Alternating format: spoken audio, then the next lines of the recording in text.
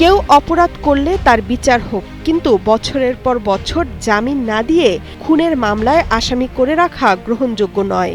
এভাবেই অন্তর্বর্তী সরকারের সময়ের বিচার ব্যবস্থা ও জামিন প্রক্রিয়া নিয়ে প্রশ্ন তুললেন সাংবাদিক খালেদ মহিউদ্দিন। যুক্তরাষ্ট্র থেকে প্রকাশিত বাংলা দৈনিক ঠিকানার সিইও খালেদ মহিউদ্দিন নিজের ইউটিউব চ্যানেলে উচিত কথায় এসব কথা বলেছেন।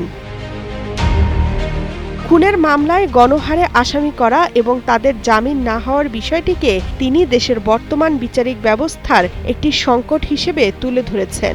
তিনি বলেন, যদি শেখ হাসিনা কোনো হত্যার নির্দেশ দিয়ে থাকেন সেটি তার ব্যক্তিগত অপরাধ।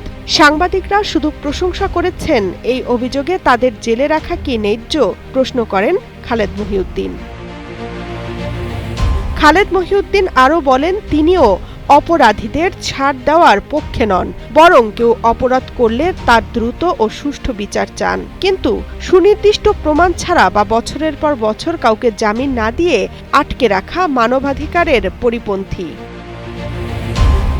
তামান্না তাহসিন খান, কালের কণ্ঠ।